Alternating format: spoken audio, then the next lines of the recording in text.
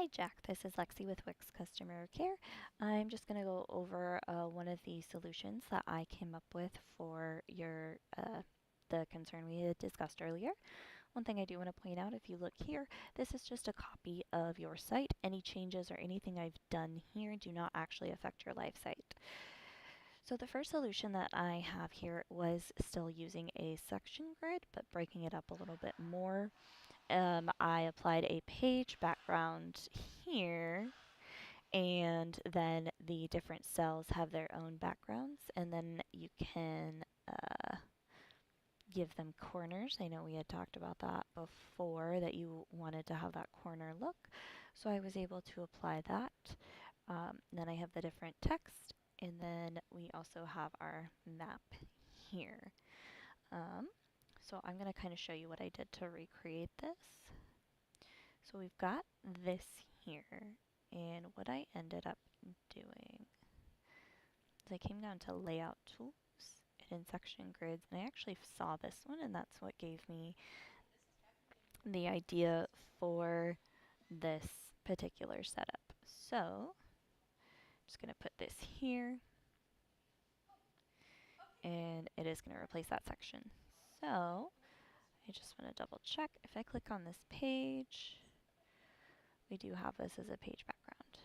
And then here, the background of this section is white, and if we change this, then we can just get our page background. So I'm just going to, see, we have text, and a map.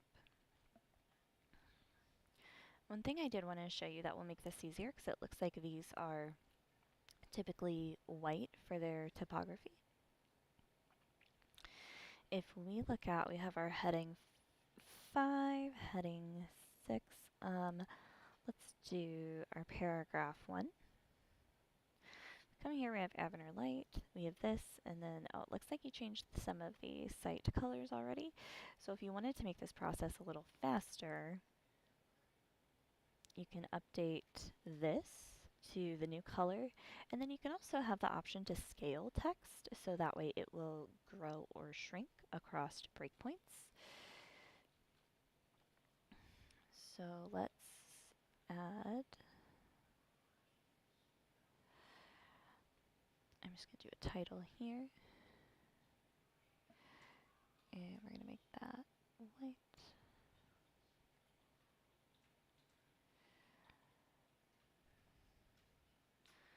Now this paragraph here.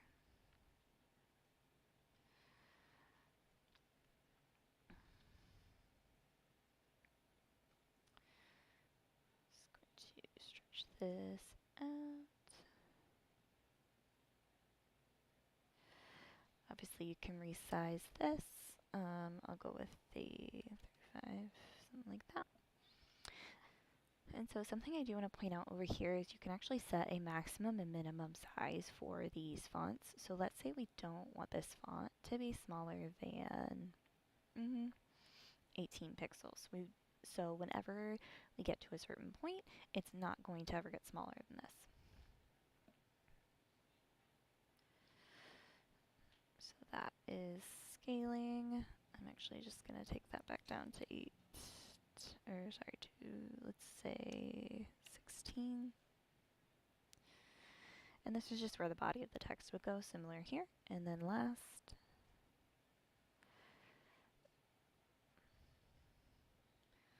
I'm just going to drag this in here. Perfect. So now what we can do with this map is we can stretch it, and then if we come all the way down here to the inspector panel, we have our margins. So this is going to tell us how much space we want in between the outside of the cell and this map. I usually like to work in percentages since we're scaling. So let's say we want 10% and we want it all the way around. And that gives us a little bit of area. I changed it obviously up here. That gives us some room to work with around our map. And then if I choose this cell, I can go here and I can go to corners and I can do 30. And I'm going to change this cell to this. So now you can kind of see those corners peeking through a little bit, kind of like that. And we're going to go through that same process with these.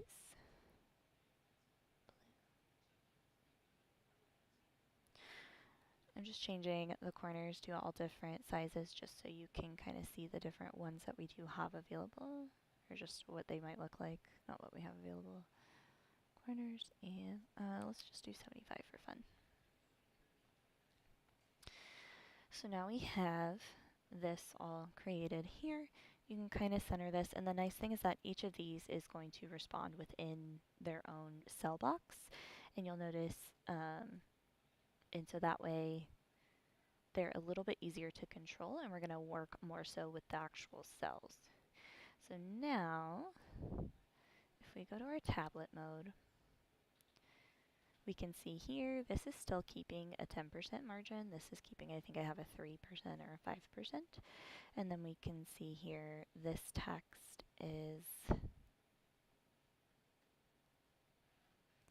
so this particular text does not have a minimum and maximum set, so it's at 13, whereas this one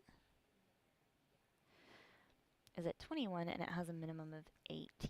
So I just want to point that out. So here, this doesn't look too bad. And if you wanted, you could probably give yourself a little space. You could put a white line in between these, something like that, just to give it visually just broken up a little bit. And then lastly, tablets. So I was able to kind of redo the tablet here. Obviously, this does not look great. This isn't what we want. So we're going to make sure we have this section grid highlighted. And we're going to come here to Collage. And we're going to change this to rows. There we go. And that's a little better. So now we have our title here, paragraph, and then our map. However you want to lay this out. If you take, you can see here, I can grab this corner of the cell, drag it here, and it's asking if I want to swap content. Yes. Then from here, what you can also do is resize the cell. So this is the cells specifically when going to mobile, just kind of make that transition a little bit easier. Yes, there is going to be some changing with these different cell sizes. So obviously I'm going to resize this one to give that some room. But what you can do if you want consistency is to say if you pick this cell, 70 pixels, 200 pixels, 345 pixels. So you can just try to match those, or if you decide that you like how a certain, if you like the proportions of this particular section, you can duplicate it and then put it in the next section. So I think this is a relatively simple way to achieve what you want. And in the next video, I am going to discuss something that's a little bit different, and it's a little bit more involved, but I think will achieve a nice effect.